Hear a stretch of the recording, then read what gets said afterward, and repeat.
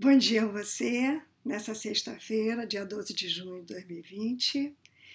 É uma semana muito importante de comemoração no nosso Rita de Cássia, pois no dia 8 de junho nós completamos exatamente 58 anos de trabalhos na nossa casa Maria de Nazaré. Então é um motivo de muito orgulho para nós e é o tempo de falar de afeição, de solidariedade, lembrando, né, o início da nossa casa. Mas como toda tarefa no nosso Rita de Cássia, vocês já estão acostumados, nós fazemos uma prece antes de começarmos a palestra. Vamos então orar. Senhor Jesus, Mestre querido, mentores espirituais de nossa casa, que possa estar comigo agora nesse instante em que me proponho fazer uma tarefa em nome de Jesus, em teu nome, Senhor. E que possa ter, Senhor, clareado a minha mente, lucificado o meu coração, para poder, então, dar conta dessa tarefa. Que possamos, então, dar início à nossa palestra do dia de hoje. A palestra é sobre anjos da guarda. É um tema maravilhoso e está lá no Livro dos Espíritos, da pergunta 489 à pergunta 503. E na nossa cultura, né, já é uma tradição. Quando o bebê nasce, né, todo mundo dá presente, com o anjo da guarda, é quadrinho, é travesseirinho com a prece, enfim. Eles são lembrados, são até invocados.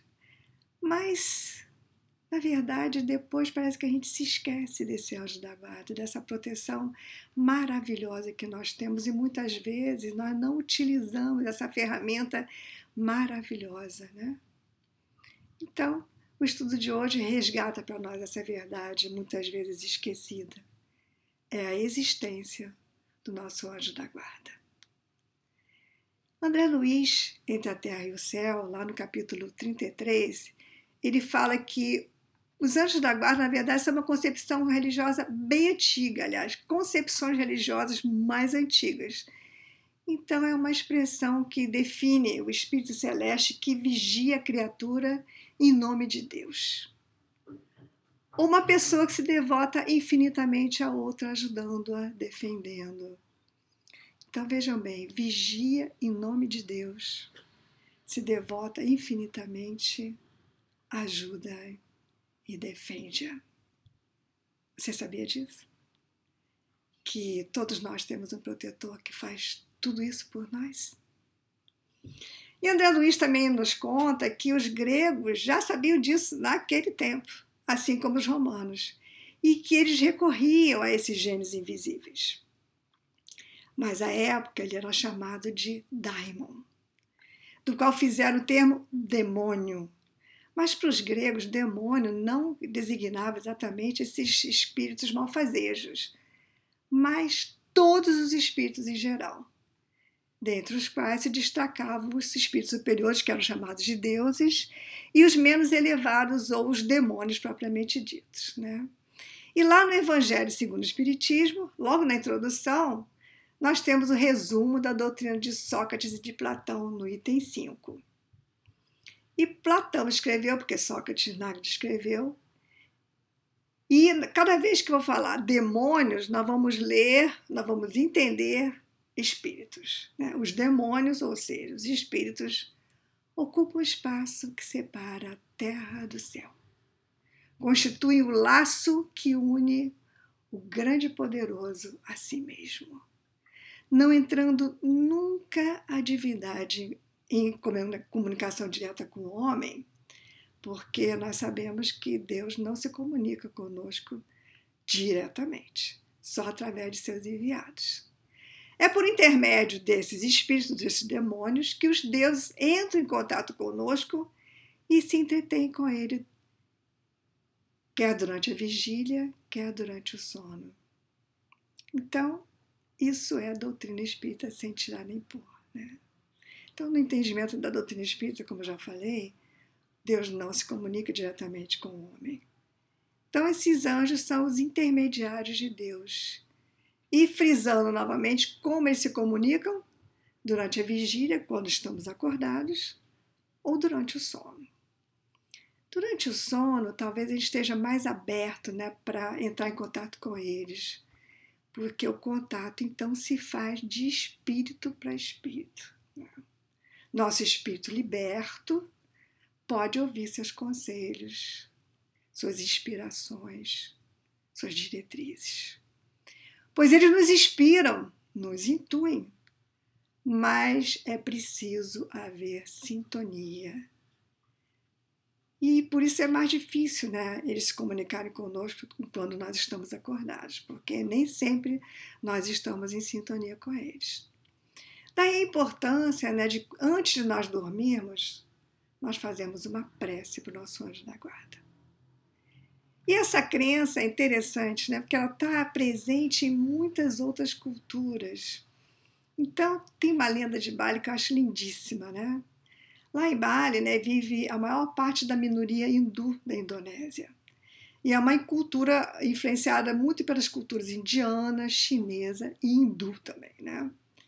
E ele nos fala uma coisa muito interessante, é muito interessante realmente essa lenda, porque ela nos fala que cada um de nós é acompanhado ao nascer, mas olhem só, eles não falam por um amigo invisível, eles falam 4 amigos invisíveis que vêm ao mundo conosco e nos protegem por toda a vida. Então, quando a criança ainda está no útero, né, as 4 irmãs, como eles chamam, estão aí com ele. E são, olha que interessante, são representados pela placenta, o líquido amniótico, o cordão umbilical e essa substância serosa, né, que envolve os bebês. Quando o bebê nasce, os pais pegam esses materiais do parto e os colocam dentro de um coco e o enterram na porta de frente da casa. E de acordo com os balineses, esse corpo enterrado e o lugar onde os 4 irmãos descansam é cuidado para sempre, como um altar. A criança é criada desde cedo a crer que esses 4 irmãos estão com ela em todos os lugares e que sempre a protegerão. Os irmãos, olhem que lindo, né? Representam as 4 virtudes que uma pessoa precisa para ser feliz: inteligência, amizade, força e poesia. E esses irmãos podem ser chamados em qualquer situação crítica, para resgate ou para ajuda. E o que acontece quando você morre? Os seus 4 irmãos espirituais resgatam sua alma e a levam para o céu. Não é interessante? Então a gente vê que isso está assim, em todas as culturas, né? E tirando alguns detalhes, é o mesmo conceito do nosso anjo guardião. Só que eles têm 4, uma super proteção, né? Agora, para a doutrina espírita, é exatamente a mesma coisa, né? Porque, sabe quando você nasceu? O anjo estava lá. Sabe quando você deu os primeiros passos? Ele estava lá. Quando você levou o primeiro tombo, ele estava lá. E também nos muitos outros tombos da vida que nós levamos, né? Ah, mas eu não mencionei. Sabe, no planejamento reencarnatório? Ele também estava lá. Por isso ele sabe exatamente o que consta no nosso projeto reencarnatório.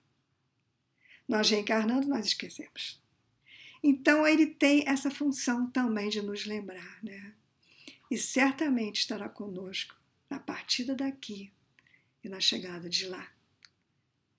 Não é tudo de bom que a gente precisa? Mas de todas as ferramentas, né, que a doutrina espírita nos oferece, como estudo, passe, água fluidificada, as mensagens, a vasta literatura, são recursos externos a nós, que dependem de nós para serem incorporados, absorvidos, para poder nos auxiliar. Mas há 2 recursos que são absolutamente individuais, únicos, diferenciados, insubstituíveis para que cada um de nós realize seu progresso. Quais seriam? A nossa consciência e o nosso anjo da guarda. Aqui é a nossa consciência. A nossa consciência é a nossa bússola interna, é o nosso norte. E nos mostra se estamos no caminho certo ou se estamos enveredando por atalhos perigosos, né?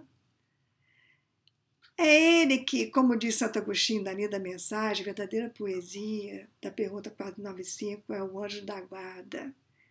O anjo da guarda é que faz ecoar na nossa consciência a voz da verdade. E ele é o nosso guia que nos ajudará a caminhar em direção da meta, que é o próprio Deus. Uma ideia magnífica de Deus, né? Que nos mostra sua infinita bondade, misericórdia e inteligência, porque sabia que nós iríamos precisar, que nós sozinhos não iríamos dar conta. Como Deus demonstra seu amor por nós, por todos nós. Porque ninguém é desconsiderado, não existe orfandade no mundo, no universo. E nós temos que ler essa mensagem de Santo Agostinho, que está no Evangelho segundo o Espiritismo, que está no Livro dos Espíritos, na pergunta 495. É uma mensagem lindíssima e eu faço questão de lê-la.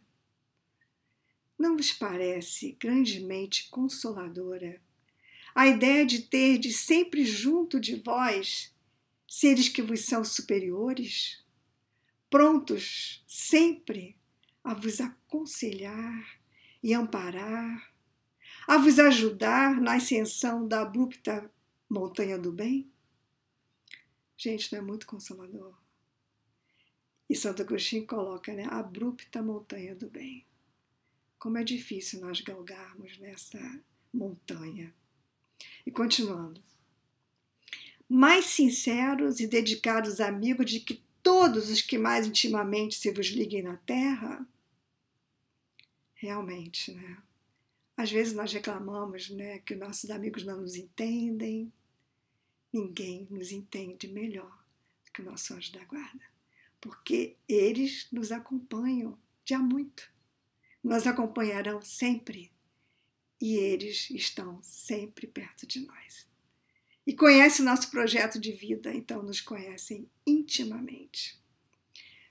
Continuando, eles se acham ao vosso lado por ordem de Deus. Maravilhoso, né? Foi Deus quem aí os colocou, e aí permanecendo por amor de Deus, desempenham bela, porém penosa tarefa. Penosa tarefa. Olha só.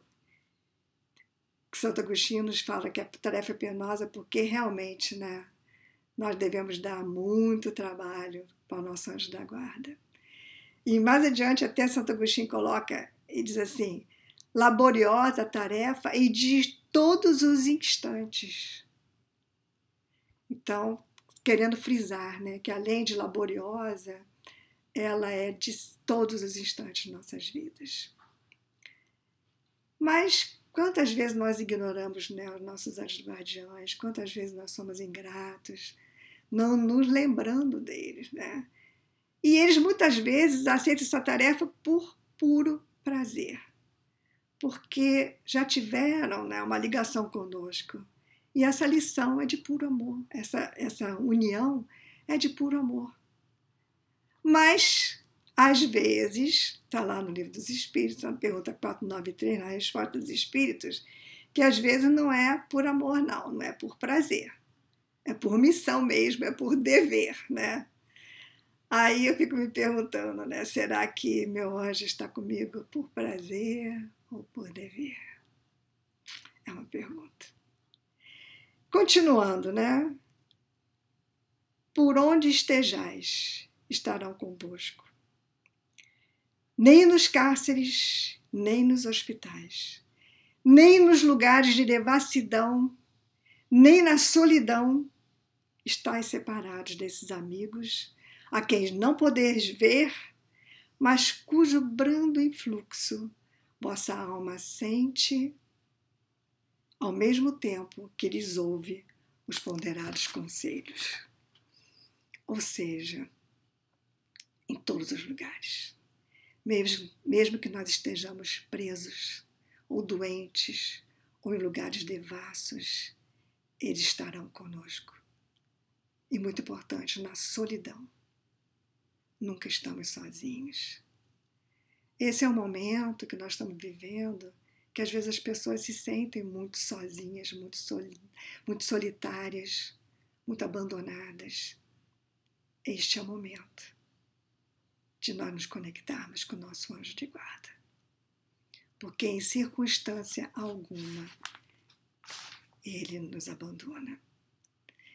Então, Santo Agostinho fala, né, desse influxo que nós sentimos do nosso anjo da guarda. Você já ouviu seus conselhos? Já sentiu esse influxo? É uma sensação maravilhosa quando a gente não sabe o que fazer, quando a gente está muito traumatizado, quando a gente está se sentindo muito só, quando a gente está se sentindo desesperado, talvez. Recorrendo ao anjo da guarda, nós vamos certamente sentir esse influxo maravilhoso. E é uma experiência única. E essa experiência atesta a nossa mediunidade. Essa percepção extrasensorial que todos nós temos. Eu acho que não há ninguém que não tenha sentido essa aproximação no momento difícil da vida, né? E acho que não tem ninguém também que não tenha se sentido acalentado, consolado e protegido. Temos guias, como nos diz a mensagem, né? E a lógica nos diz, né, que se nós temos guias que vêm nos guiar, eles precisam ser mais evoluídos do que nós. Senão, seriam cegos guiando outro cego. E André Luiz fala isso muito interessante quando ele coloca no livro Entre a Terra e o Céu, né? Aquele que já pode ver mais um pouco, né, auxilia aquele que se encontra em luta para desvencilhar-se da própria cegueira. Porque, na verdade, todos nós, né, por mais baixo que nós estejamos na nossa escala evolutiva, nós possuímos, e é não longe de nós, alguém que nos ama e que nos impele para a elevação. E nós atestamos com isso, né, a misericórdia e a justiça divina, quando compreendemos que todos temos anjos da guarda. E às vezes para nós é difícil essa compreensão, né?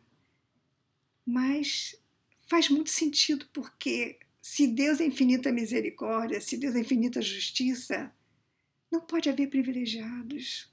Todos nós somos contemplados, todos os seres humanos, porque Deus nos ama a todos incondicionalmente. E a princípio parece meio estranho mesmo, né? No mundo ainda com tanta maldade, a gente se pergunta, mas será mesmo? É difícil, né, crer que o pior criminoso tem um anjo da guarda. Mas ele não é o mais necessitado? Eu até me lembro de uma resposta que Emmanuel deu para Chico, né? Quando o Chico perguntou para ele, mas Emmanuel, quem são esses criminosos? E Emmanuel responde que o criminoso é sempre um de nós que foi descoberto. Então, se nós pensarmos bem, faz sentido isso, porque se não houvesse livre-arbítrio, ninguém mentiria, ninguém trairia, ninguém roubaria, ninguém mataria outro semelhante. Pois estaríamos colocando em prática os conselhos dos nossos anjos da guarda, se nós não tivéssemos livre-arbítrio. Porque os anjos só nos aconselham para o bem. Agora, nós seguimos o conselho deles. Mas foi assim que Deus decidiu, nos dando livre-arbítrio e fazendo com que nós, ao decidirmos, tenhamos o mérito, o demérito. E esse mérito ou demérito é todo nosso. E é por isso, então, que a sua ação é oculta. e não se faz de uma maneira ostensiva. Na resposta da pergunta 501, os Espíritos nos dizem que a gente, não vendo quem nos ampara, nós confiamos nas nossas próprias forças. Mas, quando o perigo é iminente, ele nos brada, nos advertindo do perigo. Então, nós vivenciamos, por escolhas, muitas situações perigosas que podiam ser evitadas e que poderiam ter sido até fatais. Você lembra de algum? Da mesma forma, né, gente, nós deixamos de seguir os conselhos dos nossos pais. Se os nossos pais soubessem da metade que nós aprontamos, né, realmente deve ser sofrido por nosso protetor, por nosso anjo da guarda. Porque além de nos aconselhar, eles veem a gente fazendo o contrário, errando, cometendo erro. Os nossos pais, pelo menos, são poupados de nos verem fazendo bobagens, né? Mas eles velam por nós, como um pai vela por um filho.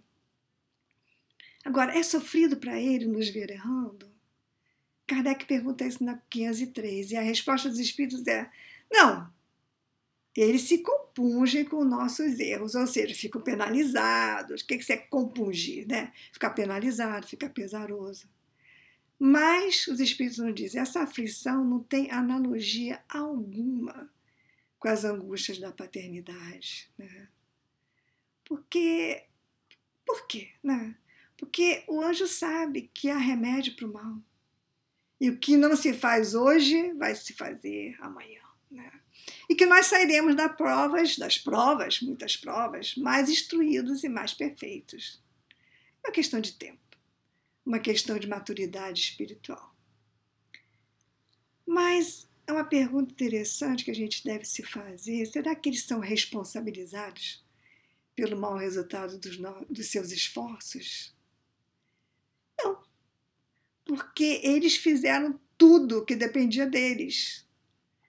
Mas, logicamente, se o protetor conseguir trazer ao bom caminho o seu protegido, esse mérito lhe é levado em conta. E, logicamente, ele se sente feliz, né, quando vê bem-sucedidos seus esforços, que são imensos, né? E é para ele um triunfo, um bons êxitos do seu educando. Sim, porque também é uma relação como se fosse, né, de um professor para um aluno. Porque ele está sempre querendo nos ensinar qual é o melhor caminho, nos mostrar o melhor caminho. Então, a relação é um pouco diferente, né, da relação de um pai, né? Que geralmente, né, um pai confunde proteção, aliás, os pais, né, confundem proteção com superproteção. Aí vem à mente, né, aquela figura de um bebezinho, né? Os pais, maneira de primeira viagem, aí o bebê começa a andar, aí Deus nos acuda, né? Tira tudo do lugar, né? Então, coloca os móveis para o lado, eles ficam do lado do bebê, amparando ele com as mãos, se caem, correm para levantar. E quando os filhos crescem, né? Muitos dos pais querem fazer o mesmo, poupá-los dos obstáculos, mas as quedas são necessárias. Grande é o aprendizado quando caímos e nos levantamos sozinhos? Não. Com a ajuda dos nossos anjos da guarda. Porque ele não apenas nos ajuda nesse momento, mas ele antevê o perigo. Ele nos avisa, porque é um amigo, é um espírito mais elevado que nós. E ele tem essa visão espiritual bem mais abrangente que a nossa. Nós não podemos ver. Não apenas isso, ele sabe das provas que nós teremos que passar, porque ele teve acesso ao nosso projeto reencarnatório, esteve lá conosco, nos ajudando. E o seu papel não é nos livrar das provas, mas nos preparar para elas. É uma verdadeira ginástica da alma. Alguma vez você ouviu aquela vozinha dizendo para você: não vá, pare, fique, corra? ou aquele desconforto do mais leve ao mais pesado, sem saber por quê, sem saber de onde vem. E lá no Evangelho segundo o Espiritismo, capítulo 2, nas preces espíritas, tem um modelo de prece, né, para pedir um conselho. Há várias preces nesse último capítulo. E é uma prece muito interessante, porque se você está em dúvida do que é mais acertado fazer, aí antes da prece, Kardec sugere, né, que você faça algumas perguntinhas para você mesmo. Será que o que eu quero fazer vai causar prejuízo a alguém? Ou vai ser proveitoso para alguém? E mais importante de tudo, né? Se alguém agisse assim comigo, eu ficaria satisfeita?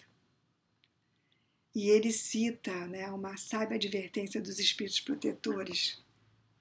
Na dúvida, abstente. Bem, nós já vimos tudo que o anjo é, o que o anjo faz por nós. Agora, muito importante é nós termos em mente aquilo que o anjo não é. Nosso anjo da guarda não é nossa babá. Eu já vi até gente dizendo, né? Ah, meu anjo está de férias. Será que o anjo tira férias? Irmão X tem uma história muito interessante no livro Pontos e Contos, que ele chama atenção para essa proteção educativa. A mensagem é proteção educativa.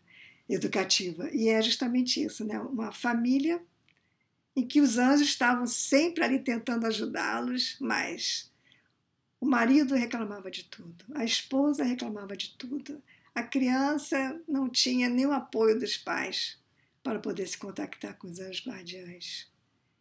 E aí os anjos, cansados, né, de tanto esforço, decidem por uma semana tirarem férias.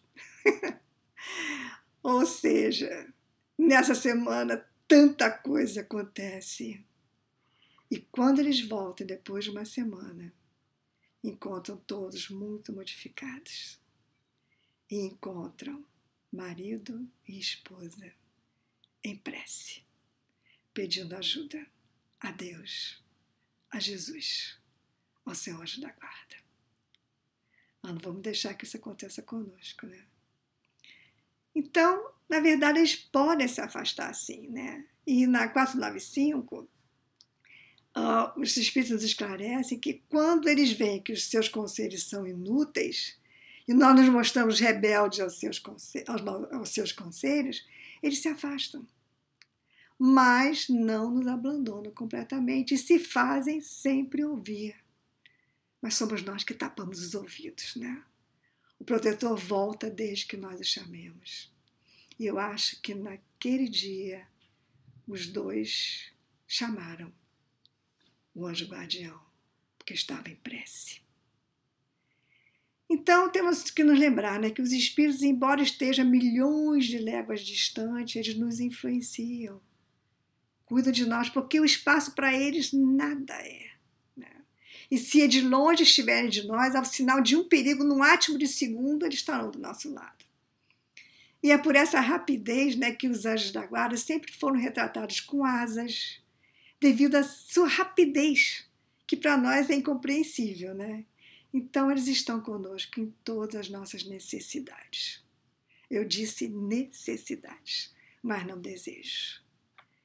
Agora, o que o anjo da guarda não faz? Bom, ele não irá se materializar para nos tirar de encrencas, né?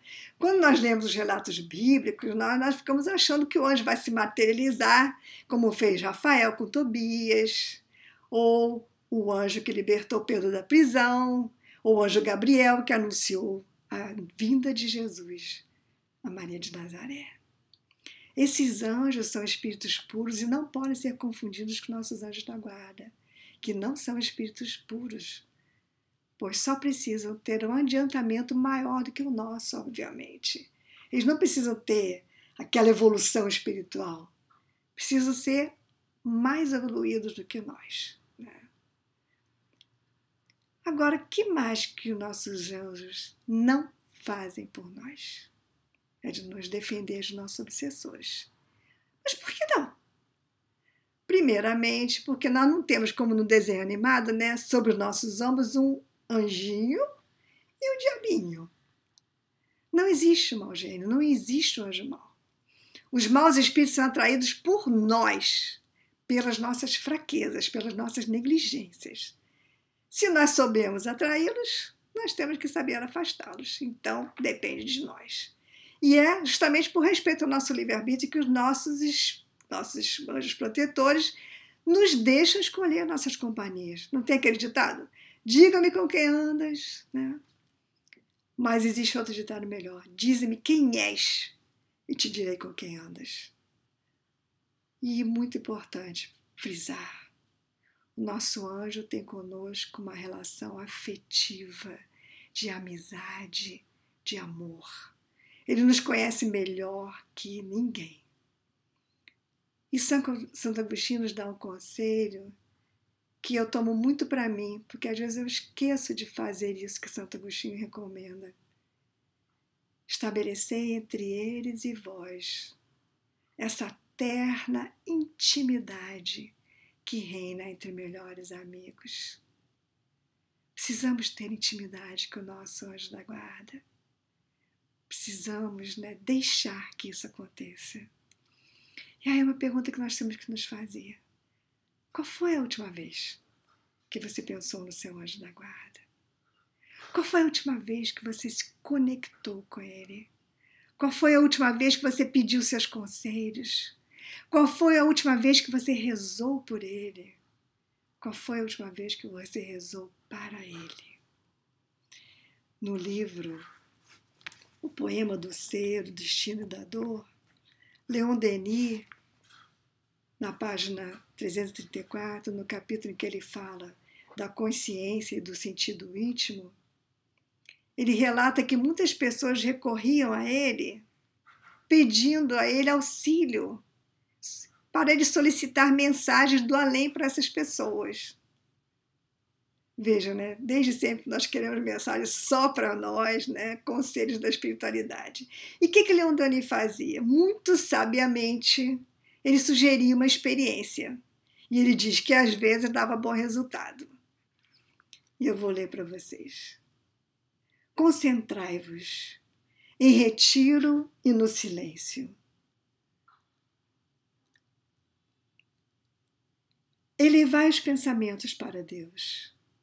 Clamai o vosso espírito protetor, o guia tutelar, que Deus nos dá para a viagem da vida.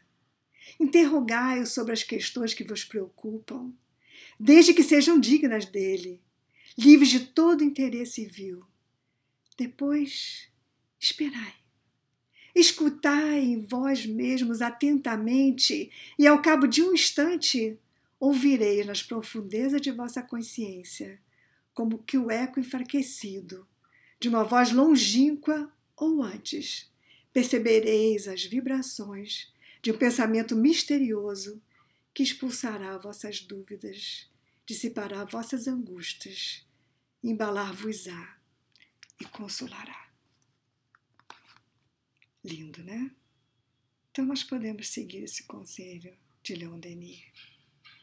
E lá também no Evangelho segundo o Espiritismo, como eu já mencionei, há modelos de prece e há uma, né, que é do nosso anjo guardião, para o nosso anjo guardião. E eu vou encerrar com esta prece, que diz o seguinte: faze, meu Deus, que meu anjo guardião me incuta fé, esperança e caridade. Então nós precisamos muito, hoje e sempre, mas principalmente nos momentos que nós estamos vivenciando hoje, fé, esperança e caridade. Que seja para mim um amparo, uma inspiração e um testemunho da tua misericórdia.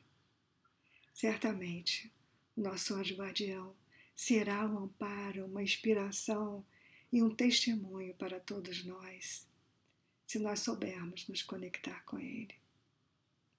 Faz, enfim, que nele encontre eu a força que me falta nas provas da vida, e para resistir às inspirações do mal, a fé que salva e o amor que consola. Então, que o nosso anjo guardião nos possa nos premiar com a fé que salva e o amor que consola, porque é disso que precisamos nas nossas vidas. Que possamos encerrar, então, Senhor, pedindo aos nossos anjos guardiães que nos abençoem sempre, que estejam conosco na medida que nós pudermos estar com eles, e que nós possamos sempre nos lembrar de agradecer a eles por todo esse esforço que fazem, em nome de Deus, para nos auxiliarem e para nos mostrarem o melhor caminho na nossa caminhada. E que possamos ter o nosso livre-arbítrio, sim, de escolher sempre os melhores caminhos. Graças a Deus. Paz e bem. Até a próxima.